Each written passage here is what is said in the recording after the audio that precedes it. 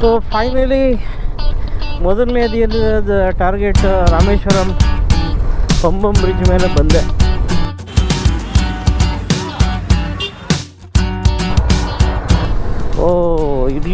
ಇಲ್ಲಿವರೆಗೂ ಇದುವರೆಗೂ ಇದು ಇರಲಿಲ್ಲ, ಮಂಜಿರಲಿಲ್ಲ. ಇವಾಗ ಶುರು ಆಯಿತು. ಏನಂದರೆ ತಮಿಳ್ನಾಡಿಗೆ ಎಂಟ್ರ್ ಆಗಿಬಿಟ್ರೆ ನಾನು ಕೊನೆ ದಿವಸದವರೆಗೂ ವಾಪಸ್ಸು ಕರ್ನಾಟಕ ಬರೋಲ್ಲ. ಏನಾಗಿದೆ ಇಲ್ಲಿ? ಯಾಕೋ ಜಾಮ್ ಆಗಿಬಿಡ್ತು. ಓ ಶಿಟ್, ಕಾಲು ಹೋಗಿದೆ ಒಂದು ಅಡ್ತವನ್ ಪಾಪ.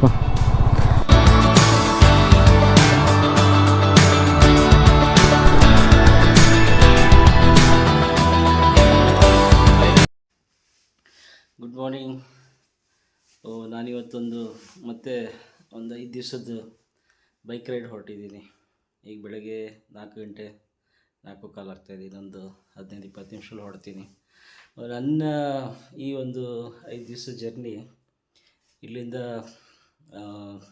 ಶ್ರೀರಂಗಮಿಂದ ತಂಜಾವೂರಿಂದ ರಾಮೇಶ್ವರಮಲ್ಲಿ ಮುಗಿಸ್ಕೊಂಡು ಅಲ್ಲಿಂದ ಧನುಷ್ಕೋಡಿ ಎಲ್ಲ ನೋಡಿಕೊಂಡು ಅಲ್ಲಿಂದ ಕನ್ಯಾಕುಮಾರಿಯಿಂದ ವಾಪಸ್ ಮತ್ತೆ ಮನೆಗೆ. 5 ದಿವಸದ ಜರ್ನಿ ಫಸ್ಟ್ ಟೈಮ್ ಹೋಗ್ತಾಯಿದ್ದೀನಿ ಸೋಲೋ. ಮೊದಲಾದರೆ 4 ದಿವಸ 3 ದಿವಸ ಮಾಡಿದೆ. ಇದು ಫಸ್ಟ್ ಟೈಮ್. ಇದು 5 ದಿವಸ ಅದು ಸೋಲೋ ಟ್ರಾವೆಲ್ಲು. ನೋಡ್ತೀನಿ ಹೇಗಿರುತ್ತೋ ನನ್ನ ಟ್ರಾವೆಲ್. ಹೊರಡೋಣ.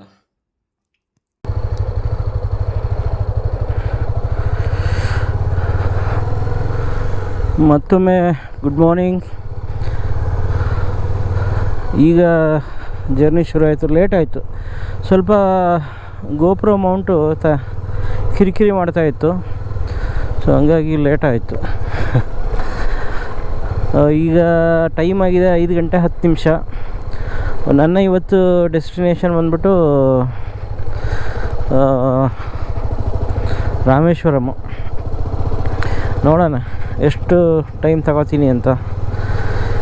ಇದು ನನ್ನ ರಾಮೇಶ್ವರಂ ಬೈಕ್ ಟ್ರಿಪ್ 2ನೇ ಟ್ರಿಪ್. ಇದು 2016ರಲ್ಲಿ ನಾವು ನಮ್ಮ ಗೆಳೆಯರೆಲ್ಲ ಒಂದು 6 ಜನ ಹೋಗಿದ್ವಿ.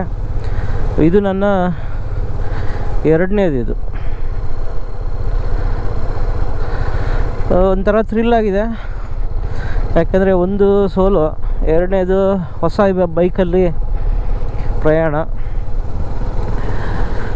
ನೋಡೋಣ ಯಾವ ಥರ ಚಾಲೆಂಜಸ್ ಬರುತ್ತೆ ಅಂತ. ಸೊ ನಾರ್ಮಲ್ ಆಗಂತೂ ಇರಲ್ಲ ಯಾವುದೇ ಜರ್ನಿ. ನೋಡೋಣ.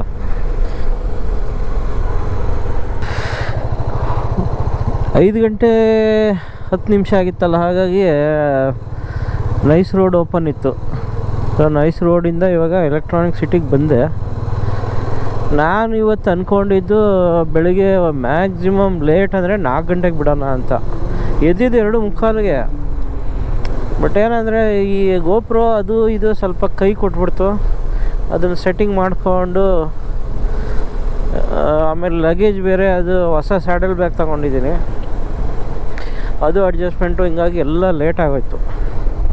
ನೋ ಪ್ರಾಬ್ಲಮ್, ನೋಡೋಣ, ಆರಾಮಾಗಿ ಹೋಗ್ತೀನಿ. ಒಟ್ಟಿನಲ್ಲಿ ಇವತ್ತು ನಂದು ರಾಮೇಶ್ವರಮ್ಮು. ಫಾಗ್ ನೋಡಿ ಎಷ್ಟೊಂದಿದೆ. ಆಮೇಲೆ ಸ್ಟೇ ಬೇರೆ ನಂದು ಯಾವುದೂ ಕನ್ಫರ್ಮ್ ಇಲ್ಲ ಇವತ್ತು. ಅದೊಂದು ಚಾಲೆಂಜಿಂಗೇ ಇರುತ್ತೆ. ಇದುವರೆಗೂ ಇದು ಇರಲಿಲ್ಲ, ಮಂಜಿರಲಿಲ್ಲ. ಇವಾಗ ಶುರು ಆಯಿತು. ಸಿಕ್ಕಾಪಟ್ಟೆ ಮಂಜಿದೆ. ಆಯಿತು, ನಿಧಾನಕ್ಕೆ ಹೋಗ್ತೀನಿ.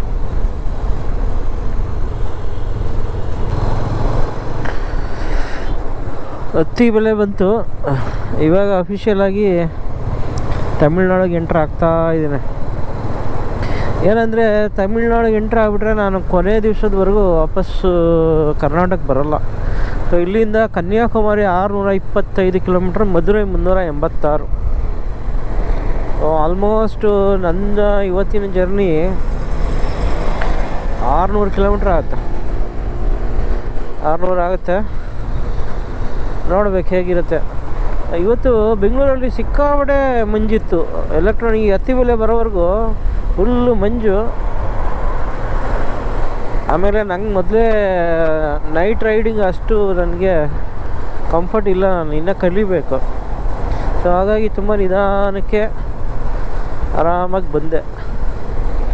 6 ಗಂಟೆ 10 ನಿಮಿಷ 45 ಕಿಲೋಮೀಟ್ರ್, ಅಂದರೆ 1 ಅವರ್ 45. ಓಕೆ, ನೈಸ್ ರೋಡ್ ಇತ್ತಲ್ಲ, ಸೊ ಹಾಗಾಗಿ ಬೇಗ ಬಂದೆ, ಇಲ್ಲಾಂದರೆ ಲೇಟ್ ಆಗ್ತಾಯಿತ್ತು.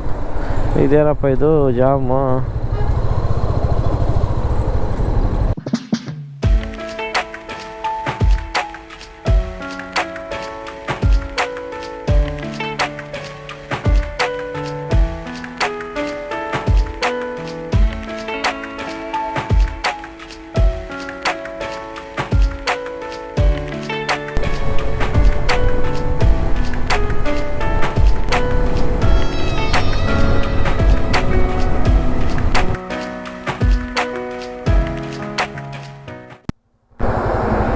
ಇದ್ಯಾವುದು ಶ್ರೀ ಅಮೃತ ಭವನ್ ಅಂತೇನೋ ಇದೆ. ತಿಂಡಿ ತಿನ್ನಲ ಅಥವಾ ಮುಂದೆ ಹೋಗಲ್ಲ?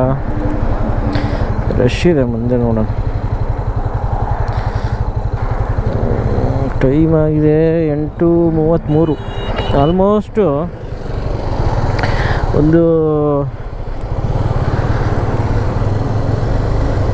ಟೀಗೆ ಅಲ್ಲಿ ಕೃಷ್ಣಗಿರಿ ಹತ್ತತ್ರ ನಿಲ್ಲಿಸಿದ್ಬಿಟ್ರೆ ಆಲ್ಮೋಸ್ಟ್ 163 ಕಿಲೋಮೀಟ್ರ್ ಆಯ್ತು ಮನೆಯಿಂದ. 164 ನಾನ್ ಸ್ಟಾಪ್ ಬರ್ತಾಯಿದ್ದೀನಿ. ಆದರೆ ತುಂಬ ರಶ್ ಇದೆ ರೋಡು. ಧರ್ಮಪುರಿ ದಾಟಿದ್ದೀನಿ. ಸೇಲಂ ಇನ್ನೊಂದು 40 ಕಿಲೋಮೀಟ್ರ್ 45 ತೋರಿಸ್ತಾ ಇದೆ. ತಿಂಡಿ ತಿನ್ನೋಣ ಅನ್ನಿಸ್ತಾ ಇದೆ. ತಿಂಡಿ ತಿಂದ್ಬಿಟ್ಟು ಆಮೇಲೆ ಮತ್ತೆ ನಮ್ಮ ಪ್ರಯಾಣ ಮುಂದೆ ಒರೆಸೋಣ. ಇಷ್ಟೊತ್ತು ಬಿಸಿಲಿತ್ತು, ಈಗ ಯಾಕೋ ಮತ್ತೆ ಮೋಡ ಮುಚ್ಕೊಂಡ್ಬಿಡ್ತು. ಸರ್ವಣ ಭವನಗಳು, ಊರು ತುಂಬ ಸರ್ವಣ ಭವನಗಳೇ ಇದೆ. ಎಲ್ಲ ಕಡೆ ರಶ್ ಇದೆ, ಜನ ತುಂಬ ಟ್ರಾವೆಲ್ ಮಾಡ್ತಾಯಿದ್ದಾರೆ. ಇದು ನೋಡೋಣ, ಯಾವುದೋ ಸರ್ವಣ ಭವನ್ ಅಂತ ನೋಡೋಣ. ಪೊಂಗಲ್ ಚೆನ್ನಾಗಿರುತ್ತೆ ತಮಿಳ್ನಾಡಲ್ಲಿ, ಪೊಂಗಲ್ ತಿಂದರೆ ಆಯಿತು. ಇನ್ನು ಜರ್ನಿ ತುಂಬ ಇದೆ, ಇನ್ನು ತುಂಬ ಇದೆ. ತಿಂಡಿ ಏನೋ ಆಯಿತು. ರಶ್ ಇತ್ತು, ಸಿಕ್ಕಾಬಟ್ಟೆ ರಶ್ಶು. ಏನಾಯ್ತು, ಒಂದು ಲಗೇಜ್ ಬೇರೆ ಸೈಡ್ಗೆ ಆಗ್ತಾಯಿದೆ.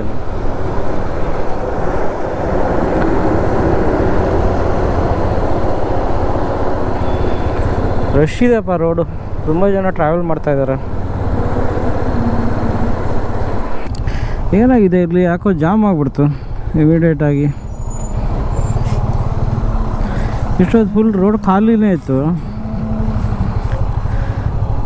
ಈಗ ನೋಡಿದ್ರೆ ಜಾಮ್. ಯಾವ್ದಾರ ಗಾಡಿ ಕೆಟ್ಟೋಗಿದೆಯಾ ಅಥವಾ ಮುಂದೆ ಹಂಪ್ಸ್ ಇದೆಯೋ?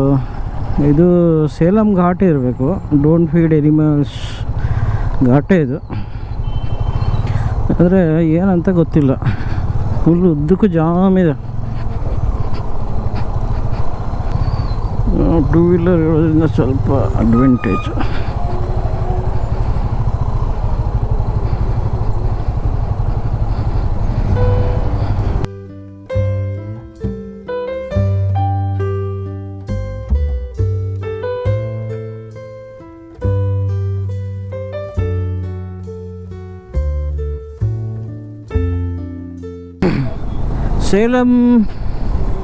ಸೇಲಂ ಊರು ಇನ್ನೇನು ದಾಟ್ತಾ ಇದ್ದೀನಿ.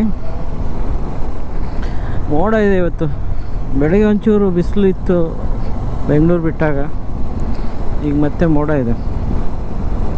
ಸೇಲಂ ಡಿಸ್ಟಿಕ್ ಇರೋದ್ರಿಂದ ಸಿಕ್ಕಾಪಟ್ಟೆ ಟ್ರಾಫಿಕ್ಕು. ಆಮೇಲೆ ಅಲ್ಲಲ್ಲಿ ಹೈವೇಲಿ ಏನಾಗ್ತಾ ಇದೆ, ಫ್ಲೈಓವರು ಅದು ಇದು ಕೆಲಸ ನಡೀತಾ ಇದೆ. ಹಂಗಾಗ್ಬಿಟ್ಟು ಫುಲ್ ಟ್ರಾಫಿಕ್ ಜಾಮು. ಟೈಮ್ ಆಗಿದೆ 10:30 ಆಗಿದೆ. 218 ಕಿಲೋಮೀಟ್ರ್ ಬಂದಿದ್ದೀನಿ ಇದುವರೆಗೂ. ಏನು ರ್ಯಾಶಾಗಿ ಓಡಿಸ್ತಾರಪ್ಪ ಜನ. ತಿಂಡಿ ತಿಂದು ಆಲ್ಮೋಸ್ಟ್ ಒಂದು 110 ಕಿಲೋಮೀಟ್ರ್ ನಾನ್ ಸ್ಟಾಪ್ ಬಂದೆ.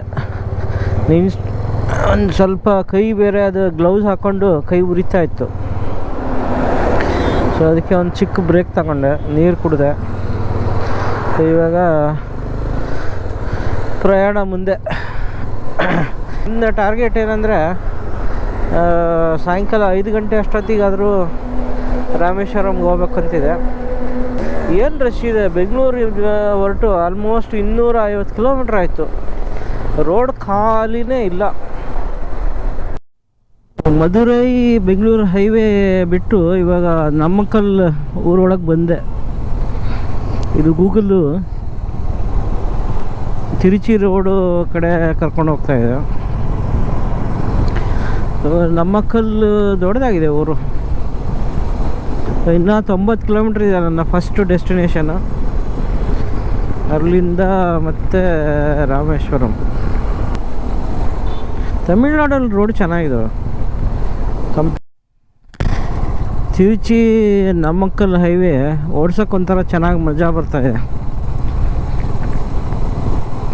ಏನಂದರೆ ರೋಡು ಅಗಲ ಚೆನ್ನಾಗಿದೆ, ಹೈವೇ ಇದೆ, ಟ್ರಾಫಿಕ್ ಕಡಿಮೆ ಇದೆ. ಸೊ ಹಾಗಾಗಿ ಅಲ್ಲಿ ಆ ಟ್ರಾಫಿಕಲ್ಲಿ ಓಡಿಸಿ ಒಂಥರ ಬೋರ್ ಆಗಿಬಿಟ್ಟಿತ್ತು. ಯಾವಾಗಪ್ಪ ಒಳ್ಳೆ ಟ್ರಾಫಿಕ್ಕಿಂದ ಮುಕ್ತಿ ಸಿಗುತ್ತೋ ಅನ್ನೋ ಥರ ಇತ್ತು. ಇವಾಗ ಇದು ಒಂಥರ ಚೆನ್ನಾಗಿದೆ. ಇದು ರೋಡೆಲ್ಲ ಖಾಲಿ ಇದೆ. ಸೊ ಇವಾಗ ಜಿಯೋಗ್ರಫಿನೇ ಫುಲ್ ಚೇಂಜ್ ಆಗೋಯ್ತು. ಒಳ್ಳೆ ನಮ್ಮ ಮಲೆನಾಡು ಥರ ಅಥವಾ ನಮ್ಮ ಮಂಡ್ಯ ಮೈಸೂರು ಕಡೆ ಯಾವ ಥರ ಇರುತ್ತಲ್ಲ, ಸೊ ಆ ಥರ. ಯಾಕಂದರೆ ಇಲ್ಲಿವಾಗ ಈ ಕಡೆ ರೈಟ್ ಸೈಡಲ್ಲಿ ಕಾವೇರಿ ನದಿ ಹರಿತಾ ಇದೆ. ಸೊ ಹಾಗಾಗಿ ಎಲ್ಲ ಕಡೆ ಭತ್ತದ ಗದ್ದೆ, ಬಾಳೆ ತೋಟ ಎಲ್ಲ ಒಂಥರ ಎಲ್ಲ ಕಡೆ ಗ್ರೀನ್ ತುಂಬ ಚೆನ್ನಾಗಿದೆ. ಅಲ್ಲಿವರೆಗೂ ಡಬಲ್ ರೋಡ್ ಇತ್ತು, ಹೈವೇ. ಇಲ್ಲಿಂದ ಸಿಂಗಲ್ ಇದೆ. ಸಿಂಗಲ್ ಇದ್ರೂ ಪರವಾಗಿಲ್ಲ, ಒಂದು ಟ್ರಾಫಿಕ್ ಏನು ಅಷ್ಟಿಲ್ಲ. ಆಮೇಲೆ ರೋಡ್ ಚೆನ್ನಾಗಿದೆ.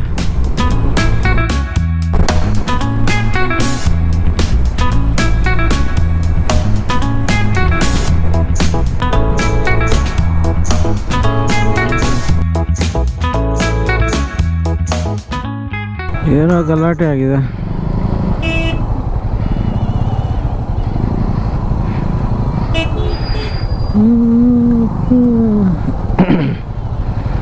ಏನಾಯ್ತಪ್ಪ? ಏನೋ ಬಸ್ನೊಂದು ಏನೋ ಗಲಾಟೆ ಆಗಿದೆ.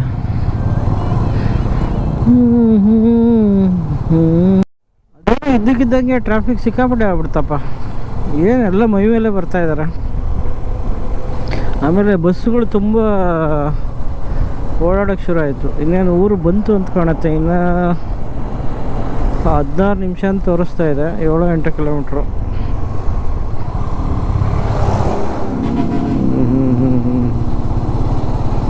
ಲೋಕಲ್ ಹುಡುಗರು. ಶ್ರೀರಂಗಂ ಊರು ಬಂತು. ಇದು ಕಾವೇರಿ ನದಿಗೆ ಬ್ರಿಡ್ಜ್ ಇದು. ಅಲ್ಲಿ ಎದುರುಗಡೆ ಕಾಣಿಸ್ತಾ ಇದೆ ದೇವಸ್ಥಾನ. Wow wow wow wow wow. Oh my God, ನೀರೇ ಇಲ್ವಲ್ಲ. ಏನು ನೀರೇ ಇಲ್ಲ ಇಲ್ಲಿ. ಕಾವೇರಿ ನದಿ ಖಾಲಿ ಆಗ್ಬಿಟ್ಟಿದೆ. ಎಲ್ಲ ಬಟ್ಟೆ ಒಗಿತಾ ಇದ್ದಾರೆ ನದಿಯಲ್ಲಿ. ಇದು ಒಣಗಾಕಿದ್ದಾರೆ. ಚೆನ್ನಾಗಿದೆ ಬ್ರಿಡ್ಜ್. ಅಲ್ಲಿ ಎದುರಿಗೆ ದೇವಸ್ಥಾನ ಕಾಣಿಸ್ತಾ ಇದೆ, ಶ್ರೀರಂಗಂ. ಎದುರಿಗೆ ಕಾಣಿಸ್ತಾ ಇದೆ ನೋಡಿ, ಅದೇ. ಇದು ಸುಮಾರು ತಮಿಳ್ ಪಿಕ್ಚರಲ್ಲಿ ಸುಮಾರು ಇದೆ. ನೋಡೋಣ ಹೆಂಗೆ ರಶ್ ಇರುತ್ತಾ ಅಥವಾ ಏನಂತ ಗೊತ್ತಿಲ್ಲ. ಫಸ್ಟು ಹೊಟ್ಟೆಗೆ ಏನಾದರೂ ಹಾಕ್ಕೋಬೇಕು ಅನ್ನಿಸ್ತಾ ಇದೆ. ತುಂಬ ಹೊಟ್ಟೆ ಸಿಗ್ತಾ ಇದೆ. ಬೆಳಗ್ಗೆ ತಿಂಡಿ ಪೊಂಗಲ್ ಇಷ್ಟೇ ಕೊಟ್ಟಿದ್ದು. ಚೆನ್ನಾಗಿತ್ತು ಪೊಂಗಲ್ಲು, ಬಟ್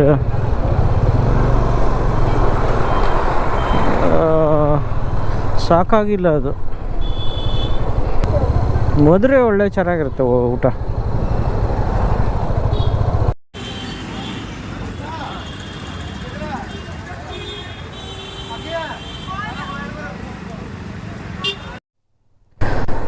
ಒಳ್ಳೆ ಊಟ ಆಯಿತು. 80 ರೂಪಾಯಿ ತಗೊಂಡ್ರು.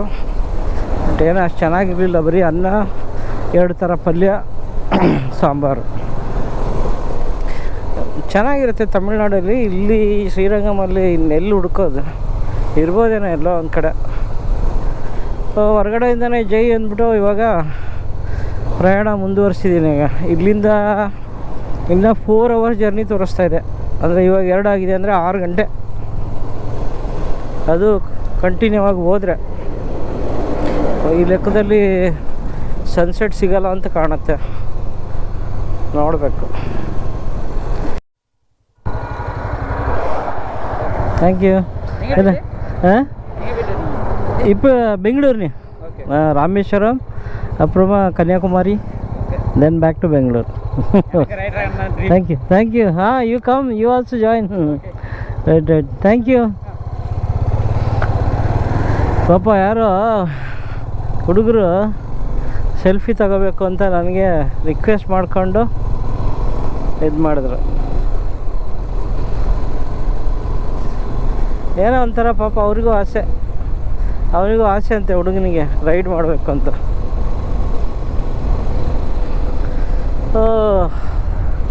ಬಿಸಿಲು ಇದೆ, 2:45 ಆಯಿತು. ಇನ್ನು ದಾರಿ 3:30 ಗಂಟೆ. ಈಗ ಸ್ವಲ್ಪ ಬಿಸಿಲು ಶುರು ಆಯಿತು. ಆಮೇಲೆ ಇದೊಂದು 6 ಬ್ರೇಕ್ ತಗೊಂಡು ಇಲ್ಲಿಂದ ಇನ್ನು ರಾಮೇಶ್ವರಂ 200 ಕಿಲೋಮೀಟ್ರ್ ಇದೆ. ಸಾಯಂಕಾಲ ಅಷ್ಟೊತ್ತಿಗೆ ಹೋಗ್ಬಿಡ್ತೀನಿ. ರೋಡು ಚೆನ್ನಾಗಿದೆ, ಇದು ಸಿಂಗಲ್ ರೋಡು, ಬಟ್ ಒಳ್ಳೆ ಚೆನ್ನಾಗಿದೆ. ಬಿಸಿಲು ಇರೋದ್ರಿಂದ ಸ್ವಲ್ಪ ಒಂದು ಚಿಕ್ಕ ಬ್ರೇಕ್ ತಗೊಂಡೆ. ಊಟ ಬೇರೆ ಆಗಿತ್ತು ಚೆನ್ನಾಗಿ, ಚೆನ್ನಾಗಿದೆ, ಒಳ್ಳೆ ರೈಡ್ ನಡೀತಾ ಇದೆ ಸದ್ಯಕ್ಕೆ. ಅಲ್ಲಿಗೆ ಹೋಗಿ ಸ್ಟೇ ಏನು ಮಾಡಬೇಕು ಸ್ವಲ್ಪ ಹುಡ್ಕಾಡ್ಬೇಕು ಅಷ್ಟೇ.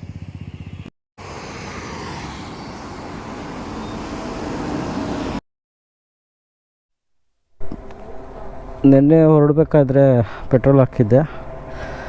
ಇವಾಗ ಇದು ನಯಾರ ಇವಾಗ ಮತ್ತೆ ಅದೇ ಸಿಕ್ತು. ನಿನ್ನೆ ಅದನ್ನೇ ಹಾಕ್ಸಿದ್ದೆ.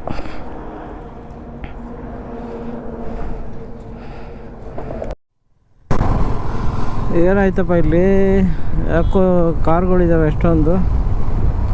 ಓ ಬಾಯ್ ಗಾಡ್, ತಮಿಳ್ನಾಡು 39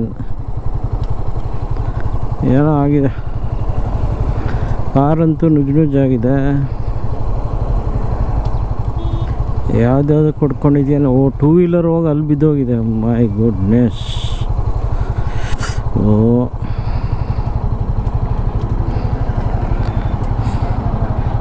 ಓ ಶಿಟ್, ಕಾಲು ಹೋಗಿದೆ ಒಂದು, ಅಡ್ತವನು ಪಾಪ. ಸದ್ಯ ಏನು ಪ್ರಾಣಕ್ಕೆ ಅಪಾಯ ಆಗಿಲ್ಲ, ಆದರೆ ತುಂಬ ಜೋರಾಗಿದೆ ಏಟು.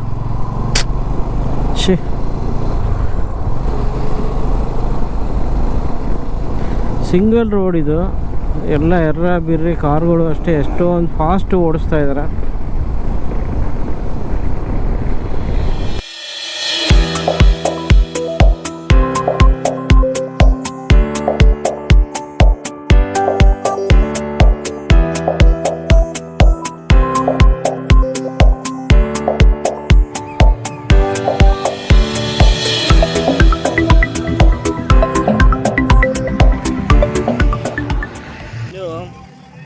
ರಾಮೇಶ್ವರಂ 110 ಕಿಲೋಮೀಟ್ರ್ ನೋಡ್ಬೋದು. ಇಲ್ಲಿ ತುಂಬ ಚೆನ್ನಾಗಿತ್ತು. ಇಲ್ಲಿ ಬ್ಯಾಕ್ ವಾಟ್ರ್ ಒಂಥರ, ಬ್ಯಾಕ್ ವಾಟ್ರ್ ಅಥವಾ ಏನಂತ ಗೊತ್ತಿಲ್ಲ. ಇದು ಇಲ್ಲ, ನದಿ ಇರಬೇಕು, ನದಿ.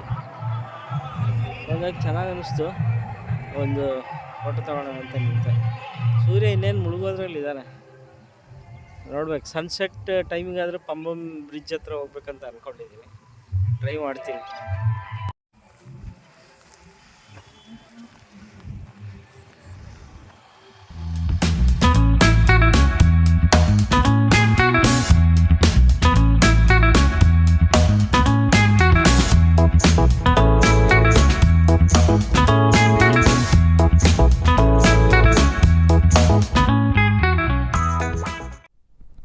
ಸೂರ್ಯ ಇನ್ನೇನು ಮುಳುಗೋದ್ರಲ್ಲಿದ್ದಾನೆ. ರಾಮನಾಥಪುರಕ್ಕೆ ಬಂದೆ. ಇಲ್ಲಿಂದ ಇನ್ನು 50-60 ಕಿಲೋಮೀಟ್ರ್ ಇರಬೇಕು ರಾಮೇಶ್ವರಂ. ಯಾಕೋ ಪಂಬಂ ಬ್ರಿಡ್ಜ್ವರೆಗೂ ಹೋಗ್ತೀನೋ ಇಲ್ಲ, ಅದು ಡೌಟು. ಸ್ವಲ್ಪ ಲಾಂಗ್ ರೂಟ್ ತೊಗೊಂಡೆ, ಶ್ರೀರಂಗಮ, ಹಾಗಾಗಿ ಸ್ವಲ್ಪ ಲೇಟ್ ಆಯಿತು. ಇಲ್ಲಾಂದರೆ ನಂದು ಕರೆಕ್ಟ್ ಟೈಮಿಗೆ ಡೈರೆಕ್ಟ್ ಏನಾದರೂ ರಾಮೇಶ್ವರಂ ಟಾರ್ಗೆಟ್ ಇದ್ದಿದ್ರೆ 4-4:15 ಬರ್ತಿದ್ದೆ ಅನ್ನಿಸ್ತಾ ಇದೆ. ಹೈವೇ ಇರ್ತಿತ್ತು. ಇದಾದರೆ ಸ್ವಲ್ಪ ಸಿಂಗಲ್ ರೋಡು, ಏನು ಮಾಡೋದು. ಇದು ರಾಮನಾಥಪುರ. ಇಲ್ಲಿ ಲೆಫ್ಟಿಗೆ ತಗೋಂತ ಇದೆ. ಬಹುಶಃ ಇದು ಮಧುರೈದು ಏನೋ ಗೊತ್ತಿಲ್ಲ. ಸೂರ್ಯ ಒಂದು ಸ್ವಲ್ಪ ಇರಪ್ಪ, ಪಂಬಂ ಬ್ರಿಡ್ಜ್ವರೆಗೂ ನಾವು ಲಾಸ್ಟ್ ಟೈಮು ಬೈಕ್ ಟ್ರಿಪ್ ಬಂದಾಗ ನಮ್ಮದು ಟಾರ್ಗೆಟ್ ನಾವು ಇಟ್ಕೊಂಡಿದ್ವಿ ಸನ್ಸೆಟ್ ಅಂತ. ಆ ಸರಿನೂ ಆಗಲಿಲ್ಲ, ಈ ಸರಿನೂ ಯಾಕೋ ಆಗುತ್ತಾ ಇಲ್ವ.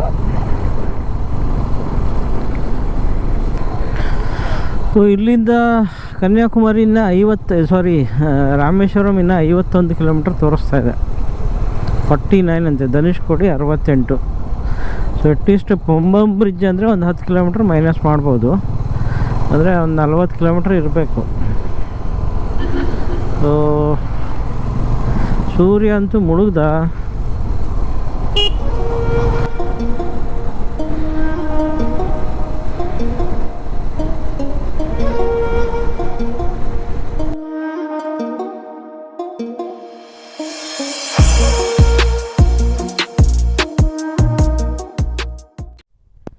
ಸೊ ಫೈನಲಿ ಮೊದಲನೇ ದಿನದ ಟಾರ್ಗೆಟ್ ರಾಮೇಶ್ವರಂ ಪಂಬಂ ಬ್ರಿಡ್ಜ್ ಮೇಲೆ ಬಂದೆ. ಟೈಮ್ ಆಗಿದೆ 6:35, ಲೇಟ್ ಆಯಿತು. ಓಕೆ, ಸನ್ನು ಸಿಗಲಿಲ್ಲ, ಸೆಟ್ಟು ಸಿಗಲಿಲ್ಲ, ಬೆಳಕು ಇಲ್ಲ. ನಾಳೆ ನೋಡೋಣ, ನಾಳೆ ಎಕ್ಸ್ಪ್ಲೋರ್ ಮಾಡಿ ಕ್ಯಾಪ್ಚರ್ ಮಾಡಿದ್ರಾಯ್ತು. ಆ ಕಡೆಯಿಂದ ಎಷ್ಟು ಜನ ಟೂರಿಸ್ಟ್ ಗಾಡಿಗಳು ಬರ್ತಾಯಿದೆ ಅಂದರೆ ಲೆಕ್ಕನೇ ಇಲ್ಲ. ಇವರೆಲ್ಲ ವಾಪಸ್ ಹೋಗ್ತಾ ಇದ್ದಾರೆ ನೆಕ್ಸ್ಟ್ ಬೇರೆ ಕಡೆ.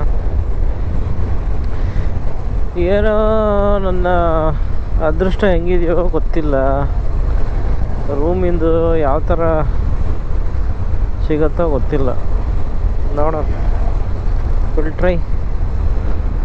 ಎಲ್ಲ ನಿಲ್ಲಿಸಿದ್ದಾರೆ ಗಾಡಿಗಳು, ನಾನು ಒಂದು ಕ್ಷಣ ನಿಲ್ಲಿಸ್ತೀನಿ.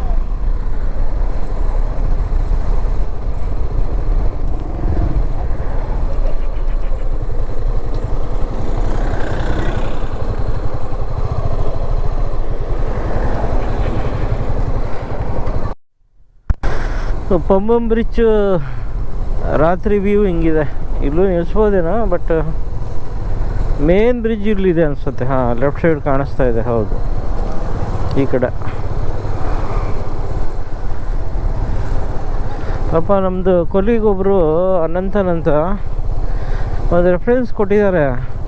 ಅವನು ಫಸ್ಟ್ ಟೈಮ್ ಎತ್ತದ ಫೋನ್ ಎತ್ಬಿಟ್ಟು ಎಷ್ಟು ಜನ ಇದ್ದೀರಾ ಅಂತ ಹೇಳ್ಬಿಟ್ಟ. ಒಬ್ಬನೇ ಅಂದಿದ್ದಕ್ಕೆ ಒಂದು ನಿಮಿಷ ಇರಿ ಆಮೇಲೆ ಹೇಳ್ತೀನಿ ಅಂತ ಕಟ್ ಮಾಡಿಬಿಟ್ಟ.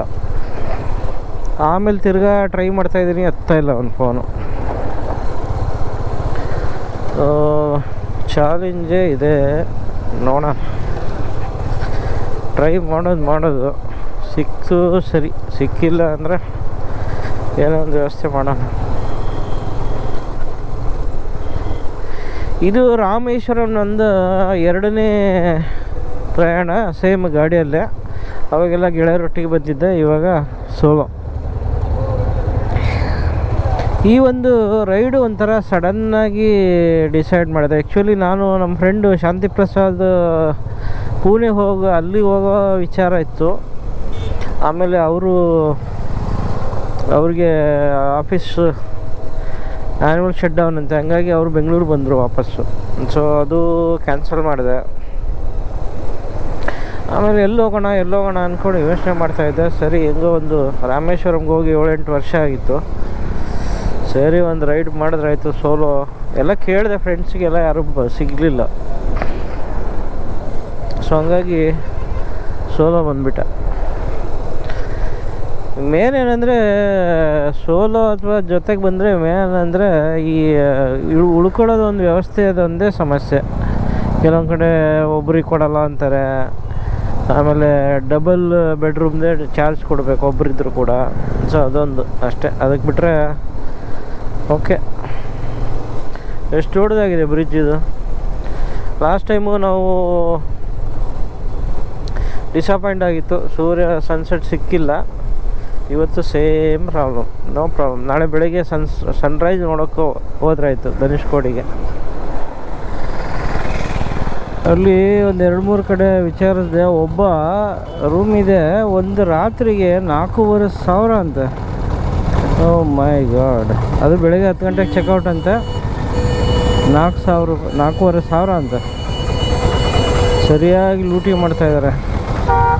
ಏನಿಲ್ಲ ಅಂದರೆ ಒಂದು 7-8 ಲಾಡ್ಜ್ಗಳು ಸುತ್ತಾ ಇದ್ದೀನಿ, ಎಲ್ಲೂ ಇಲ್ಲ. ಎಲ್ಲ ಮೊದಲೇ ಬೋರ್ಡ್ ಹಾಕ್ಬಿಟ್ಟಿದ್ದಾರೆ ಎದುರಿಗೆ,